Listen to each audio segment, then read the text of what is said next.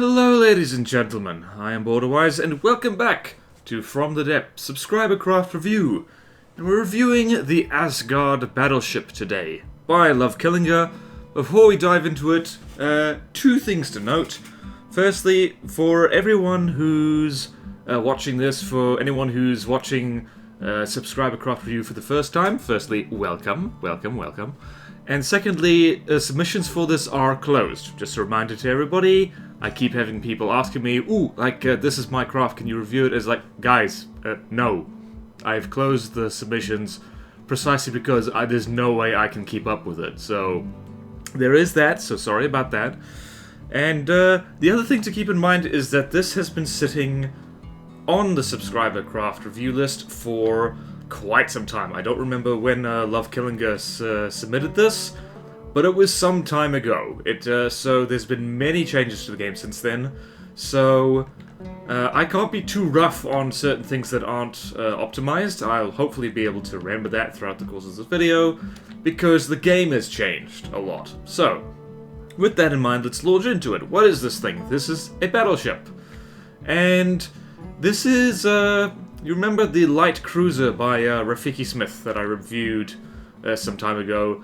Was my probably best example of a noob light craft. Not the most newbie craft in the world. Those tend to be non-functional simply because, well, remember the first ship I ever made, it rolled over, it didn't work at all and stuff like that. So, not that newbie. And this has a whole bunch of other noob errors, which means it is great to review it because it's a really good showcase and highlighting of those kind of things which new players, or new-ish players, tend to make. So, first we'll go over the pros, and sorry, Kullinger, this is a kind of short list. It has good armor, so, for one thing, it's meant to be a battleship after all.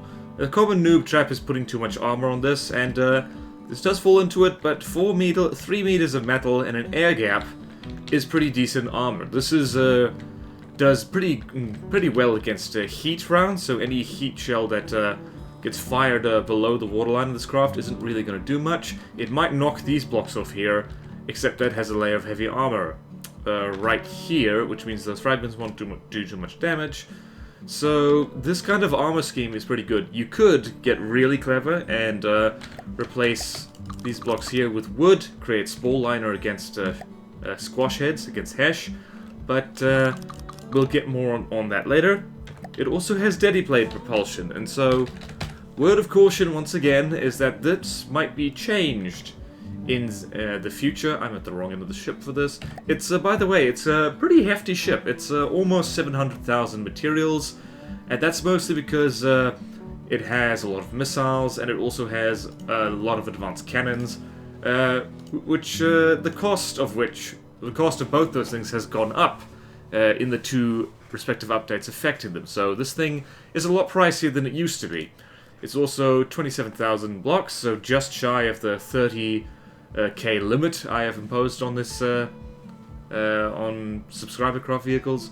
A volume of 63,000, so it's quite big. Firepower, I always hate this setting, I don't understand it.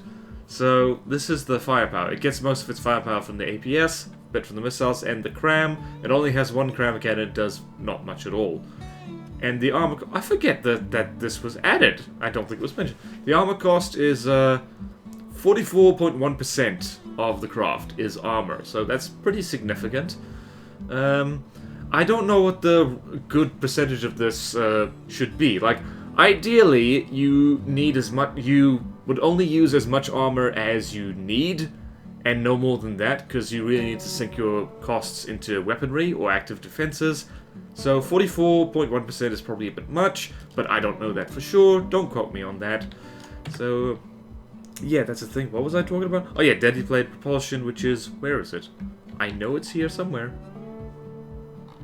I made a special note of it. Oh, here it is. I went the wrong way. So it's got these things, and let's see. Motor drive of 10.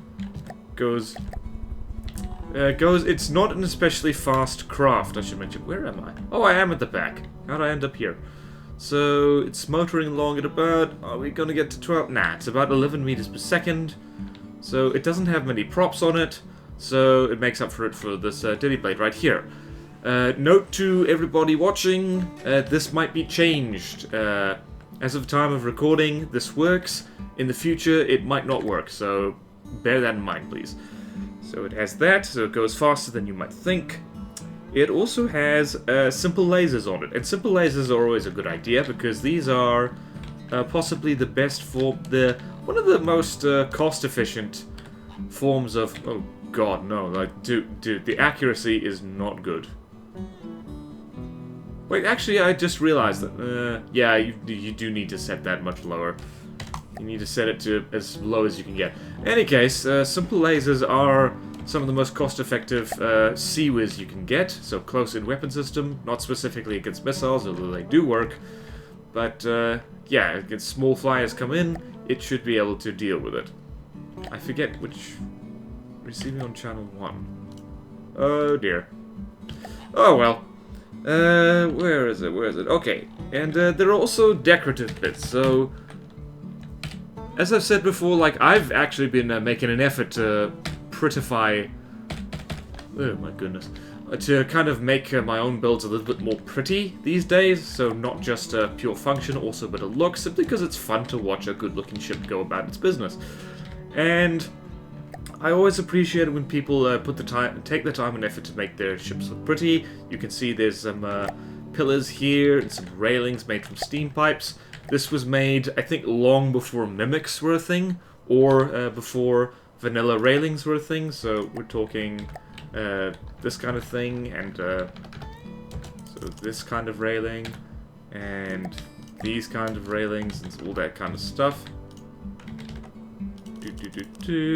So, this thing was made before those, so for what he had available to him, Kullinger has put the effort in, and that's quite nice. Same here, there's some missile gantries right here, which are not good decoration simply because they're really expensive. Like, look at this. That's 200 materials, so that's a lot. And where is it? Where is it? Where's the anchor? It had an anchor somewhere. Where is it? Where is it? There it is. See right there? We've got a little anchor with some cannon connectors as the chain. Quite inventive. Not necessary now, so the good news is that we actually have stuff like this. So you have your large chains and your small chains. And it's super cool. Look at that. That is not what I wanted to do. That's what I wanted to do. So yeah, like, you can totally replace that now, and we have anchors as well. Where's it? Where's it? Where's it? I always forget what these darn things are. Anchor? Anchor? Anchors! So here's the lightweight anchor, and here's what you really want for this thing, which is the heavy anchor. Yeah! So, if Kullinger, if you're watching that, you have more options now. It's great. Also has a smokestack over here, like a long skinny thing. No purpose to this.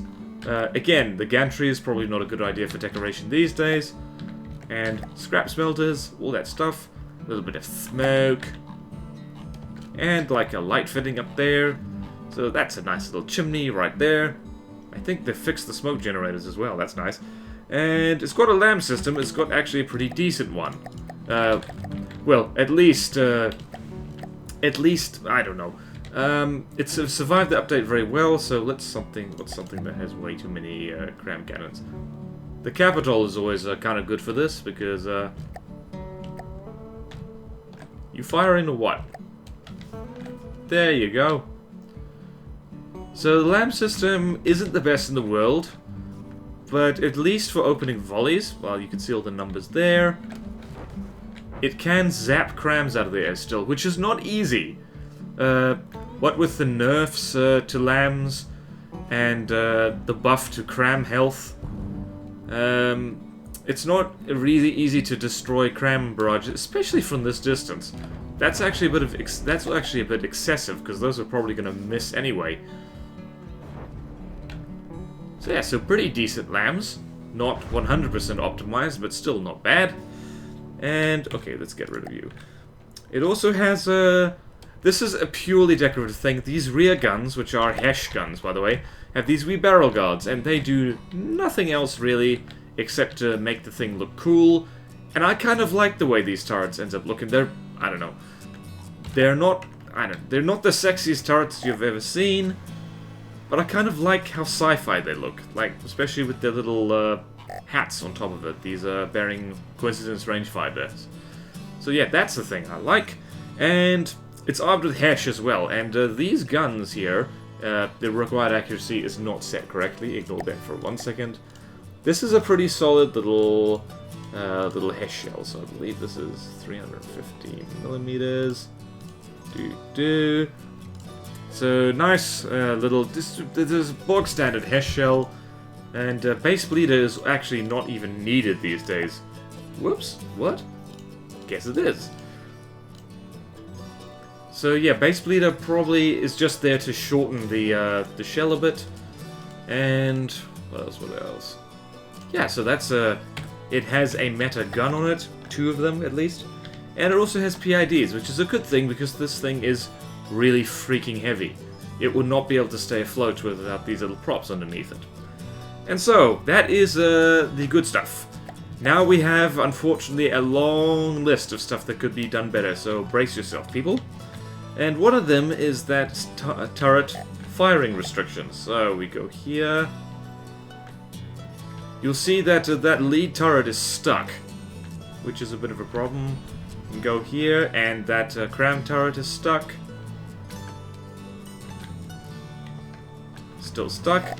So what this is, and this is a very common error, and goodness knows I've made this error enough myself, is on the turret, if you don't want it being stuck on the superstructures like that, you need to check this box, and you need to set it to, wait, this thing is facing backwards, so something like this. So keeping an eye on those little arrows, those are the markers. You want the pointy bits pointing in the direction that you want the thing, the area to be covered. So, in this case, now, once we've done that, you can do this.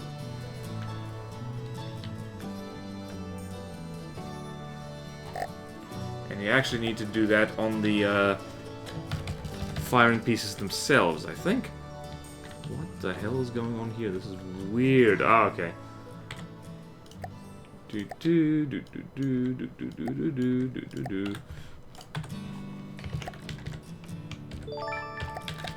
if that fixed it. We go here. It did work. Look at that. Yep, so go over there, doesn't get stuck, swivels all the way around. It needs that on all these guns. Pretty much every single one of them. And this turret here gets stuck on something. I'm not sure what it gets stuck on. So you see about... Yeah, so this that turret right there does not have a really full arc of fire. It kind of stops. I didn't actually go and check what's in there, so... Diving in here... Oh, that's why. It's because the Tetris in here isn't great. I was going to mention that later, but if you turn this thing... So... Pause it. Then you can see in here, it kind of jams on the, what do you call it? What do you call the, kind of the gap where the turret sits in? The turret well, that's it, I think. It kind of just scrapes on the turret well and can stop moving. You don't want to make your turret itself like a rectangle. That's the textbook reason why not to do that. Oh, it's also jamming on that shield in there, I just noticed. That's definitely not helping. Or is it? Yeah, it should. No, it is. It is. It would. It definitely would. So, that's a problem right there. And this thing, despite its PIDs, it sinks easily. So, if we get this to do a really hard turn, so let's see, what do we do? Hello? Oh. Right, let's try something else. Let's quickly put together a control seat, like so. And now, let's crank the main drive up. And let's do a really hard turn, so... Okay... Well, you'll notice this thing doesn't turn very well to begin with. And if we keep turning... Are we even turning? Oh, jeez, this thing does not turn well. Basically, this thing can sink really easily, which is linked to its armor scheme, which I was complimentary of before, but only of the outside layers. This thing has a lot of heavy armor in it. Oh my god, this is actually very excessive. It's this layer, good, this layer up here, bad. This craft is quite top-heavy, and it only gets worse once you go in a little bit. Because there you see, like, this huge layer of 3 meter. These are 3 meter heavy armor beams, and there's a layer of 4 meter. This thing does the classic new player thing of overestimating how useful heavy armor is. And I've said it before, I'll say it again, heavy armor is one of those things, the less you... There's also one missing right here. Hello. Hello. Oh, that's because... Oh, no, that's not good. You don't want to leave gaps in it either, so that's definitely not good. And... Yeah, laser transceivers are a thing, by the way. Laser transceivers are exactly... the reason they exist is because of stuff like this, because you've weakened this particular section of armor just to get... And you've actually got a nice hull of very fragile components going through. Like, connectors have very little health, very little armor, and there's a nice little explosion tunnel right through it, which is not good. Laser transceiver would fix that very well. Okay, so it has a lot of heavy armor. It's lots and lots of heavy armor. It also has, I guess, as a kind of heat defense, has ERA right here, and this is not good an ERA placement simply because right here, ERA, well, ERA actually has multiple effects apparently. So, as advertised, it says significant protection from blah blah. It apparently reduces the damage of explosions that happen near it. So, I didn't know that, and I've yet to test that to verify it for myself, but apparently that's a function. It's only in this small patch, and against heat shells, there's an air gap over here anyway. So what'll happen is a heat shell will hit here, it'll travel through, and the fragments will explode out here, and it won't even reach that. And once this very thick hull is breached, and heat shells start impacting here instead, the fragments will just destroy these, and they won't be doing good anyway. And there's a huge area, like, where heat shells can hit instead. So ERA, probably not a good idea right here. And yeah, so like, if you just hollow this out, you'll see this is a very big, heavy thing. Very big and heavy. There's also, and I'm just pointing these out as I see them, by the way, it has 1 meter block spam. I have no idea why this is even here. It does not need to be. This huge cavity in the middle here is just filled with 1 meter metal blocks. This is literally useless. It does nothing except make the ship very heavy and just more expensive, and it does nothing. It does absolutely nothing. It doesn't offer good armor protection simply because... Is the deck made of... No, thank goodness, the deck isn't made of that.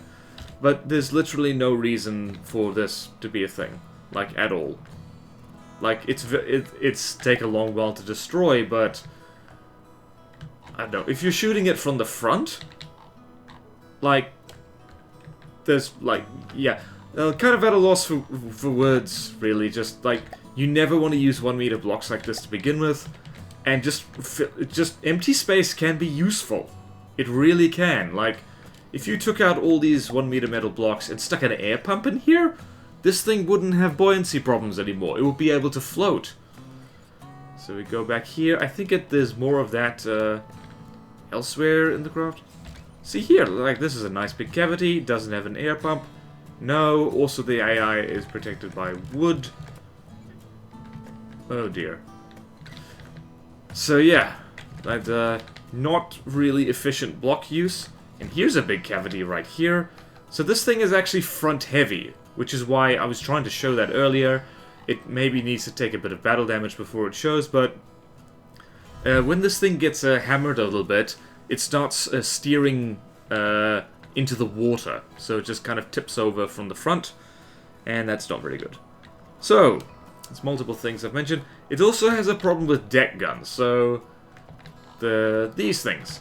So these are, for one thing, this is a 88mm flak gun, and I can see the logic there because 88mm flak was a very famous weapon in World War II, used by the German army. I can understand why you'd want to go for that, but 88mm flak in From the Depths is not very good. It doesn't have a good radius, it doesn't do good damage, and this is a completely exposed turret.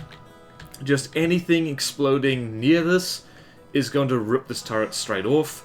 The local weapon controller is exposed, it's almost completely unarmored, and so not a good investment. I would stick a simple weapon. Admittedly, this was, again, the ship was made before simple weapons like this were introduced, so what you could do instead is stick this all over it, and that would probably do a better job anyway.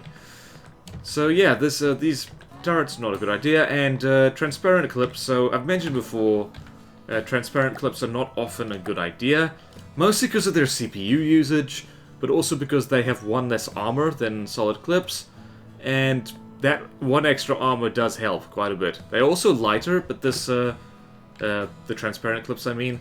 But this craft is so heavy that that's kind of pointless anyway. So yeah, that's a bit of a problem.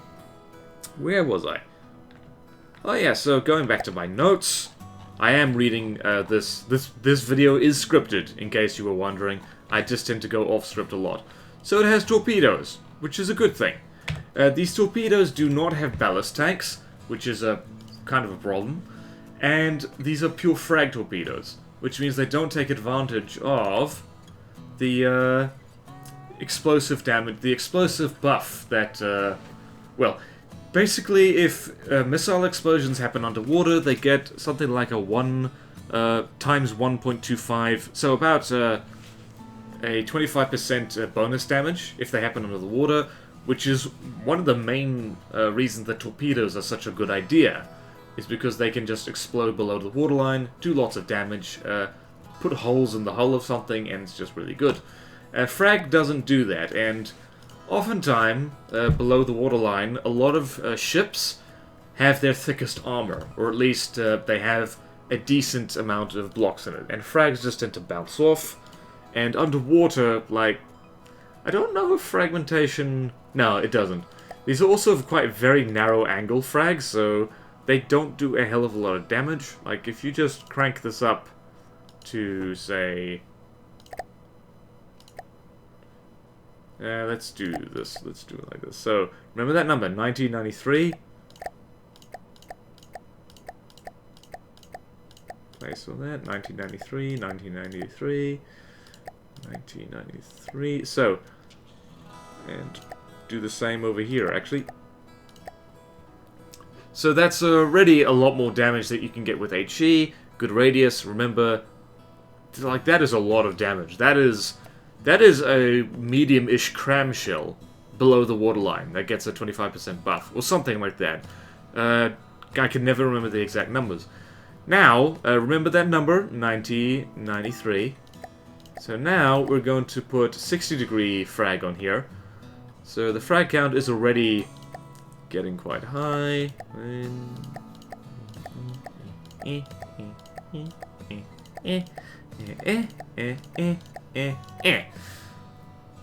Way more damage per fragment, and 60 degrees still chucks most of them in the same direction, and it's just so much more damage. You do not want to... There's pretty much no reason to stick missile or APS fragments to a low angle, simply because the optimum angles are all quite a bit bigger than... like, I don't know, 40 degrees is about as low as you ever really want to go, I find, and it's usually better to go higher than that. So, Frag angle's too low, it uses frag in the first place. No buoyance, jeez, that was loud. It also has no ballast tanks, which means it can't sink, and it just kind of bounces on top of the water. And the other problem is that I can understand the logic behind there. The reason for these being fragments, rather than anything else, is that when this thing fires, it fires all at once. So it fires just a lump of torpedoes, like that. And you'll see they are floating, and they're going to bounce out of the water any second now. Or not. Maybe not. Cool. But in any case, so that's why they're frags, because if they were explosive, depending on which update we're remembering right now, they either throw each other off target, or they destroy each other. Staggered fire is your best bet, so what you want is something like this. So go here, staggered fire, set to that, set it to that. I don't remember which turret I stuck that on. So you see right there, it staggers them out so that if you put explosives on them, they're less of a problem. Another reason that this might be a case is that I think this craft was built back when LAM systems could actually be decent torpedo defense, and firing them in a big volley like that is a way of getting them past a LAMS system. I shouldn't say LAMS, I should just say LAMS rather than LAM systems, because laser anti-munition system is not good grammar.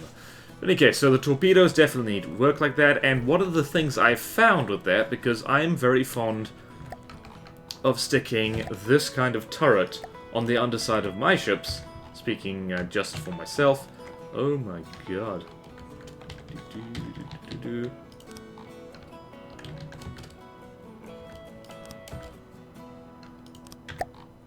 The hell? Is this corrupted?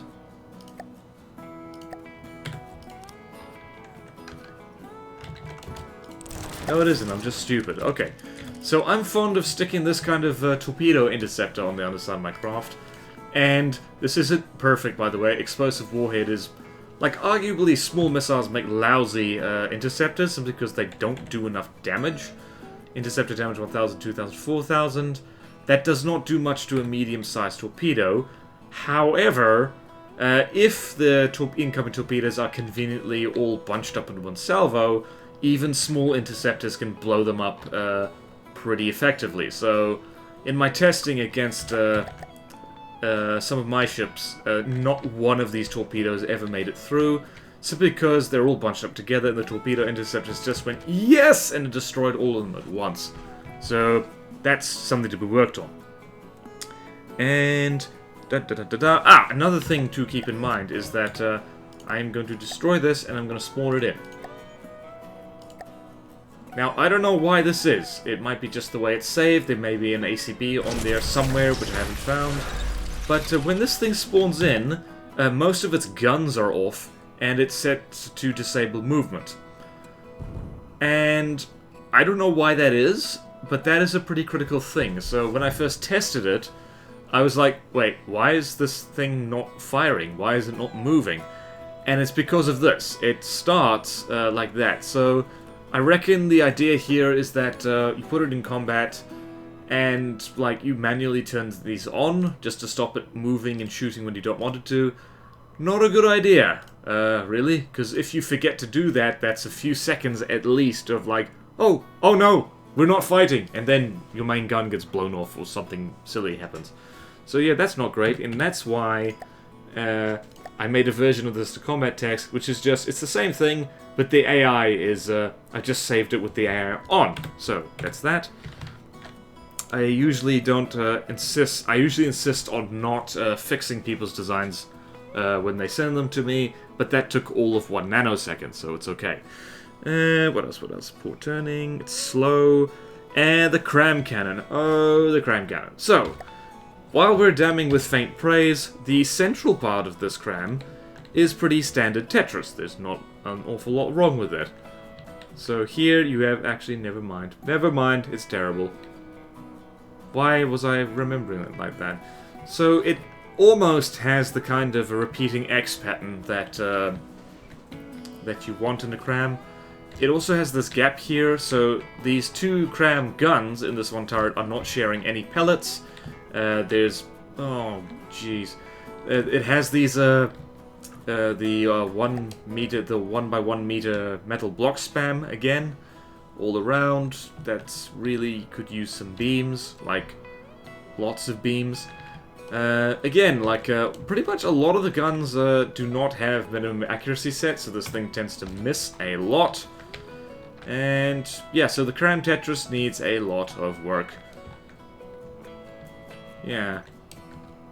That's pretty much that. So gun accuracy, I mentioned that. 1 block spam. Bad Tetris. While we're up here, it also has exposed shield generators. This is a big no-no for multiple reasons.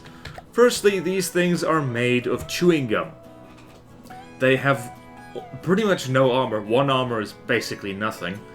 And health of 75, which is terrible. So if you go... that is less health, considerably less health than a single wood block. Shields are so fragile. And, again, this was made some time ago, but the recent APS update has rendered shields... like, I keep mentioning this because it keeps popping up, but shield projectors are not very useful right now. So, with the effect strength of 3, like, yeah, definitely not gonna really do much of anything. So, yeah, that is a thing. Like... and there's exposed shield projectors kind of here, there, and everywhere. Let's see if we can find a few more. So there's the 2 up there, and there's 1 there, and here's another one over there, and another one there, and 1 over here. Just for the love of peanuts, like, if you're gonna use shield projectors, you want to hide them behind something solid. You want to hide them behind metal, or stone, or heavy armor, or something like that.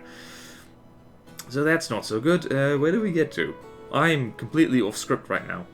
And I mentioned in here there's no spore liner, so we're finally getting back to that. Okay, let's do this. Where the hell am I? Ah, here we are. So this armor right here is very thick, so a Hesh Thump probably isn't gonna try... what the hell? This has very inconsistent armor all over the place. 1, 2, 3, 4, 5, 6... oh yeah, this is the top bit. Here, okay, so 1, 2, 3, 4. Air gap. This is metal, and this is metal. Oh, and here's a shield projector. Hi. If a big Hesh shell hits here, below the waterline, it is gonna spawn metal fragmentation here, which has twice, which does full damage to metal blocks. So it will get in here, it will destroy this. It is backed by heavy armor, which should help it last a bit longer. But it's way cheaper just to make this wood, so like that. Have a spore liner in, so the armor penetration of any Hesh spalling, it is it's only 6 as opposed to 30, so it will do almost no damage to this metal right here. Never forget your spore liner. Okay, so it also has no torpedo defense, which is again, back in the day, a LAM's... almost at LAM's system again. A LAM's was perfectly decent torpedo defense. You could happily blow torpedoes straight out of the water, and was in fact kind of irritating, really. These days, that's not going to be the case. Like, even the default setting for LAM's nodes... where is it? Here's one. You'll see here, engage projectiles above water only. There's good reason for that, because... water greatly weakens laser munition defense now. It's, yeah, so these things are not good torpedo defense anymore. So, torpedoes tend to sail straight through, and admittedly, this is very thick. Torpedoes take a while to get through this, but they do get through eventually. So, torpedo defense needed.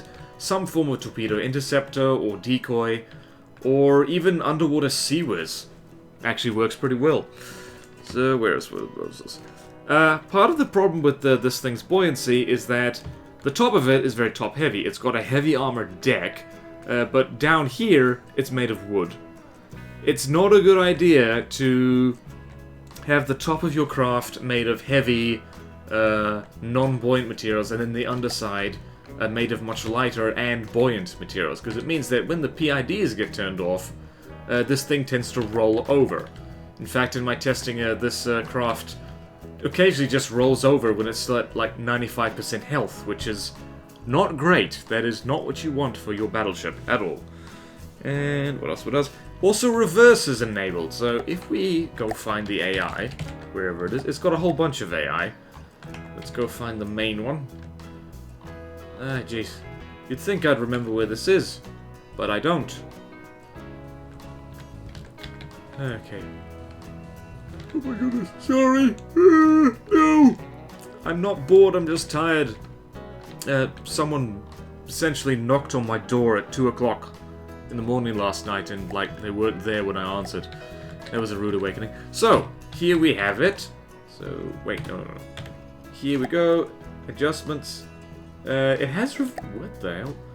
Ah, dear. What the heck? So, auto-generated thing. Where is it? I want to find it. That was the wrong AI anyway. This is the one. So we go here, auto-generated, blah, blah, blah. It has reverse enabled. Well, no, it doesn't. What? Wow, in which case, it's worse than I thought, because, I have seen this thing reversing occasionally, so I don't know why that's a thing. That probably needs some double-checking. But yeah, this thing occasionally, goes the wrong way, which is not a good thing. And tiny flags, secret plans. Oh yeah, so also over here. Where is it? Where is it? So this is the attempt at missile countermeasures. This is too many flares. These are all little flares. Fuel tank, variable fins, sticky flare. You do not need many of these. In fact, on a ship this big, one large flare does a lot better than lots of tiny ones, especially with missile updates, but it was kind of the same back in the day when missiles would. There's a hole for the shield projector. Love killing. Why is there a hole for the shield projector? There doesn't need to be. That's no. Anyway, so yeah, there are lots of little flares. Not a good idea. And speaking of, this thing has flares on the underside, firing straight down. With missile, I don't understand this. So, explosive warhead, sticky flare, all that stuff. Alright, I understand wanting torpedo interceptors, but you do not need a sticky flare on that because infrared torpedoes are terrible. I have never really seen them used, and on the rare occasion where I've used them myself, they just do not work well. They're bad. Anyway, so missile interceptor, fuel tank, torpedo propeller, these are firing straight down. Oh no. No! Oh, I hate it when that happens. I was about to sneeze and it didn't happen. So unsatisfying. Ugh. Anyway, so when these things get fired straight down, let's see this. So if you go like this. Yeah, so this is a problem because they fire straight down, and where are they going to go? You might as well take the flares off, and in fact, I would stick this on a turret, just like my little shark poppers do. So there's that. That's not so good. Too many flares. Detection tweaks. So, where is the detection at? So, where is the detection at? Hello? Ah, yeah, right. Here's a bearing coincidence rangefinder. It's got the default detection setting right here, and oh dear, it's got the default detection setting there as well. So I really need to get my button gear and make a detection tutorial, because it's one of the least intuitive things in this game, I feel. But yeah, at the very least, you want to hit auto adjust and auto adjust here, because this is the default setting is pretty terrible and is not suited for most weapon types. And yeah, like this thing tends to miss a lot, even with just kind of even with the accuracy not. Bleh, I'm getting my words confused. Basically, the combination of the guns not having minimum accuracy settings and the detection systems not being optimized means this thing tends to miss a lot. And that's not good. That's all you can say, it's not good. Okay, moving on. Exposed shields, mentioned that. Obstructed munition warners. So down here, you'll see that a lot of these munition warners can't see anything. So right here, right here, right here, right here. Only about 2 of these can actually see anything. So there's no point to... How expensive are these? That's 40, and a single metal slope, which is what I covered this, is way cheaper. So really what this should look like, so that one can see, this one can see, 2, that can't see, this can't see, this can't see, this can't see. So what you'd want here actually is something like this. So click and click and click. Okay, so that's a better arrangement because you're not wasting resources on munition warners which can't do anything. Same up here. It's got little exposed wire receiver, that's not good. And in here, we got more munition warners, and these are all blocked. Every single one of them cannot see anything because, by the way, guys, munition warners, they cannot see through glass. They are not cameras. They're... Think of them as a form of radar. So, well, they do have cameras, but I think that's full attacks. They cannot see through glass, so you can't hide them behind glass. They need to be exposed to open air to see what on earth they're doing. And so, yeah, that's a bit of an issue, because it means that the lambs seesaws wildly between working very well and not working well at all. So, where is it? Yeah, especially once these things get disabled, it's not a very good time. What else? Okay, so, mentioned guns. So these big guns in the front are penetration depth guns. Note the accuracy again, access intakes. I forgot how. These are 400mm guns. So, 400mm, go here, here, and 400mm. Now, keep in mind the APS update happened, so back in the day, these would be a bit slower, they'd have a lot more kinetic damage, and they'd have less armor pierce, and probably also less high explosive damage because HE stacking works a lot better right now. Number of problems with this. Firstly, the armor piercing is a little bit low. Ideally, for a penetration depth shell, you want at least 20 armor piercing. At least, I'd say. If you can get it to 30, that's really good, because that means it'll do full damage to a metal beam. Any higher than that is also pretty good. And you want enough kinetic damage to punch through at least a few metal beams. So something like, I'd say at least 3 or 4. 5 is pretty darn good. That's hard to get, actually, without really big shells or railguns. So this is not really that great. And multiple things as well. Inertial fuses are kind of not good on pen depth fuses, like at all really. Well, in back of the day they were useful because you'd still want that HE damage to do something through a shield. These days, shields are pretty easy to get through anyway because they're very unreliable, and so you really don't need the inertial fuse at all. You can you swap out the base bleeder? You can swap out the base bleeder for another gunpowder casing. Does that change how the shell works? Yes, it does. You get a little bit extra speed for one gunpowder casing now. And what else? So armor piercing head. Interesting. So this had an AP head back when this was composite. It must have been actually worse. Interesting.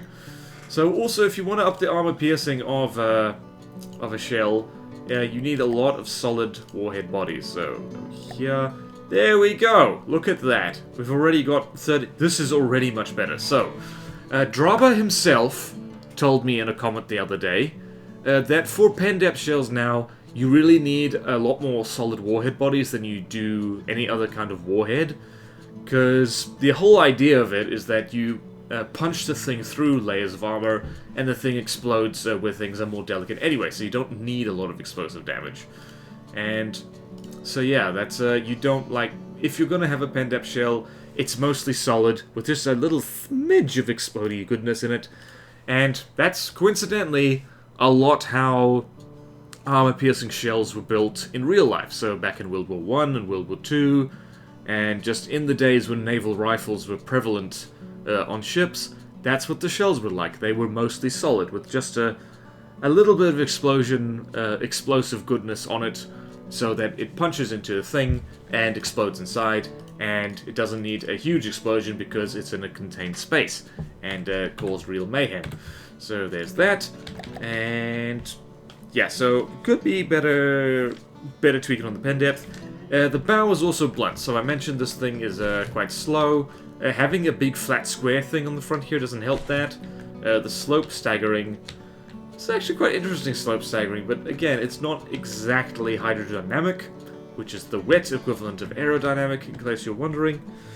And oh yes, could never forget this. This is a biggie. Repair bots. This is the other classic noob mistake, of which, back in the day, I was very guilty of. The repair monster. Oh, there's so many repair bots. You'll notice this also has a lot of material storage. It's having a lot of materials, and this is a hungry gal. So if I turn off the resource, it's got massive steam engines. And it's got a huge amount of massive lamp system as well. It's got huge steam engines back here that are constantly chugging away. Could control that with the ACBs probably. It's got lots of repair bots, so when this thing actually gets in a fight and starts taking damage, it just burns through money like no one's business. It's quite shocking. I don't actually want to count all of these because it'll take too long. But yeah, like repair spam, complete repair monster. The Citadel armor also leaves a bit to be desired, so mentioned before, okay, it's got heavy armor right here, it's got this stupidly thick armor right here that's very expensive, very heavy. Thick armor, got that layer, and then in here, so once you're past all the good stuff, you've got, well, squishy bits. So it's just, the armor is simultaneously excessive, and once you're past the outside layers, actually, like, insufficient. So if we go here, darn, it's hard to show you because it's, like, quite cramped. So you've got all this armor here, air gap, and here. Once you're past all this, there's not an awful lot keeping the inside safe. It's like one layer of metal here, and all that stuff, which is kind of the opposite of what you want. You want strong armor on the outside, of course, but you really want your Citadel, which is like that inner bit housing all your report stuff, to be like real last-ditch stuff. So we're talking heavy armor, applique, that kind of thing. And just, yeah, you don't want to invest too much on your outside armor, because you're naturally going to have more of it, and that is going to up the expense and up the weight. I'm not sure I said that very clearly, but yeah, so your last line of defense needs to be actually pretty decent. And I guess it's not terrible, but it's just too many blocks for what it is. You want to minimize the block count for your innards, so you can kind of minimize the block count for your outward bits as well. I did not do a good job explaining that. I hope you know what I mean. What else? Inefficient engines. Oh yes, this is important. So, this thing has monster steam engines, which are very, very hungry. I can't even remember just like how exactly steam engines work, but this is burning a lot of money. Yeah, this one alone burns 25 material per second, which is a lot of money. And this one is also burning that. And it might have another one. No, it doesn't. Okay. The fuel engines. Oh dear, they have superchargers, which is not good. Not good at all. Superchargers, I believe, are one of the most useless things in the game right now, because increases fuel efficiency of attached carburetor for low to medium RPM. If you have an engine, like, you are probably going to run it at high RPM, so it's going to be like when you're in a fight, where you want it to be efficient is when it's like really like redlining, like pushing it to the limit. And yeah, so that's not so good. So it's just, this is not an efficient engine. Like, I really need to do, that's another thing I need to do. I need to, if not do a fuel engine tutorial, at least give you guys a tour of the UFEP, the Useful Fuel Engine platform, which I will actually, future me, remember to link that down in the description below, because that is probably the best resource for fuel engines you will ever find in your life, and it has aged really, really well. So that's good news. So this engine is just not efficient. It's not Tetrised very well. It's got like superchargers, which suck, And just, yeah, where's the generator on this? I want to find it. So here, so maximum power output is 4,800, which is really, really terrible for an engine this big. And the cylinder has a problem, so... Yep, so at least one turbo isn't externally vented. Oh yeah, these things need to be rigged up to the exhaust in order to work properly. If they're not, then they don't work. Yeah, so that's a problem. And what else? Let's find lamb storage. So, I mentioned before that the lambs are decent and have survived reasonably well. They can't keep it up too long, so let's spawn in 3 capitals. Hopefully this doesn't crash my game. So now they're over there, they're gonna fire, and we'll see how long these lambs can keep up the fire, because their storage is not great. I keep seeing them run out of juice. And admittedly, that's because these lambs were built before the big lambs update. Let's see, are they gonna manage it? They might actually... What the hell? Let's see. Oh dear. Yep, they're out of juice. They are running out of juice. Wow, a lot of the shots from those capitals is actually falling short. That's embarrassing. Yep, and now it's out. Admittedly, this is a very big cram barrage. And you know that if the capital can actually damage your deck, you've got a problem. So yeah, part of the problem is that it's got too many lambs nodes. Well, I would show you, but they're gone now. I'll show you on the other side. This is slightly too many in one spot. So, when making a lamb system, you need to calculate the amount of power used per node, which means you need to think ahead a little bit. It's actually catching up again. That's interesting. Let's shoot back.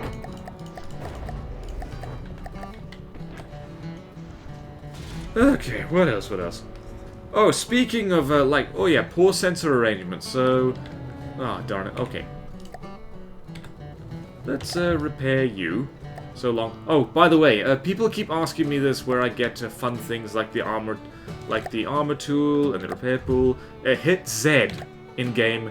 It takes you to the skills and avatar item screen, and you can pick them from there, assuming you've got enough attribute points and item points. Mine was bugged some time ago, so yeah, I have negative 35 attribute points, but not a problem.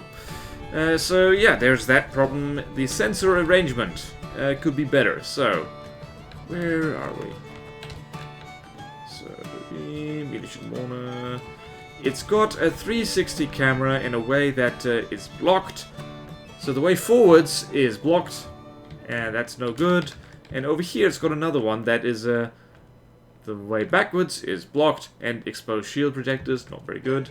And, oh god, every time I see that, it's got another one. So basically, ideally you only need a few 360 sensors, and they should be on top here, so they can actually see what on earth they're doing. In fact, it's possible to arrange them in a way so they're all on the same level, but they're not interfering with each other at all.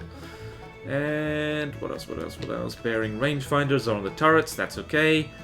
Exposed wireless receivers, not okay. It means that the whole point of having an armored rangefinder is nullified, because this will get destroyed first and this will stop working. And over here, coincidence rangefinders on top. These ones are actually slightly better arranged. And not enough processing power for these ones. They're attached to the AI mainframe for some reason. That's annoying. Also, random to... Why are these things here? I think these are put in here because Kullinger didn't know about setting firing restrictions on firing pieces or turrets. So these, presumably, are just to stop... Yeah, I think that's actually what the barrel guards are for as well. It's to stop these things clipping into each other. You can set firing restrictions, Kullinger, so you don't need those blocks, because they actually look really stupid. Like... No offense, but that looks weird. So in any case, you could accomplish arguably the same thing with just a 1 meter block, even though you don't use those. And last but not least, speaking of the lambs, it has lambs below the waterline. Because, again, back in the day, lambs were decent to torpedo defense. So, that is Not the case anymore. In fact, damage in water at 50 meters. At 50 meters is only 30%. So 50 meters is about like out here, I guess, which is very close. And just no, it's going to be a huge drain. Does it have passive sonar? It should have passive sonar. It does not have passive sonar. Nope, it doesn't. It doesn't have passive sonar anyway. So, never mind, it couldn't shoot at torpedoes anyway. That's a problem. So, yeah, that's pretty much it for this review. So, on the whole, lots of work to be done. It takes a while to figure out how to build a decent large ship. So, like, yeah, goodness knows it took me an incredibly long time.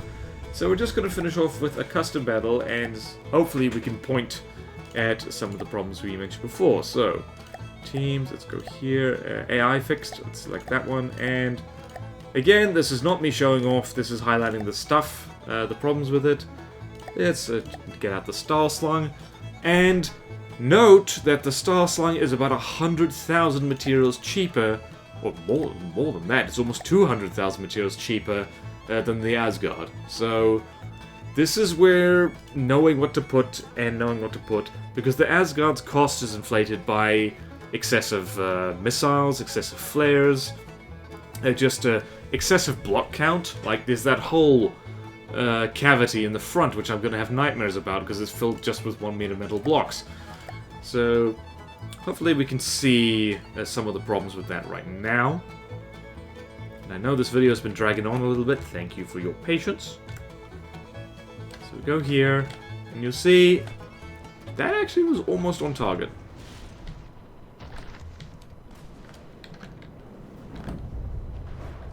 You see this thing's trying to turn. It's stuck. If it turns the wrong way, and bang, bang, bang.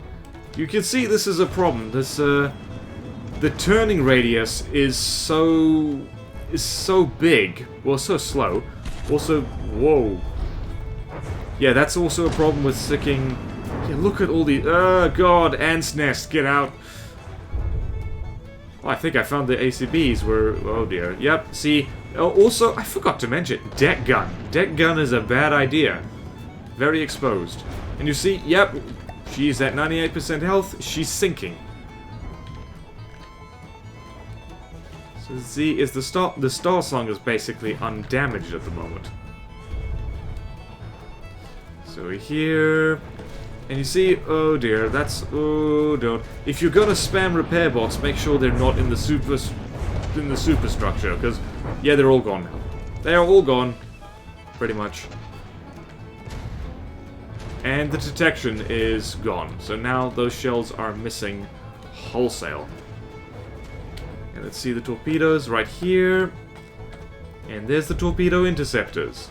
You fire them all at once, they get blown up.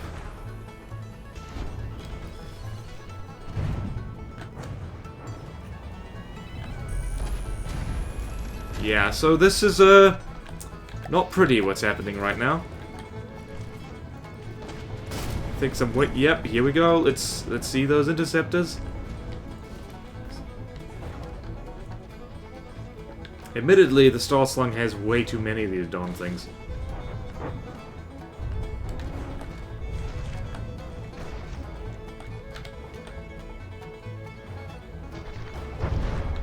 Yep. So if you bunch up your torpedoes, they can all get exploded at once. So that's not good.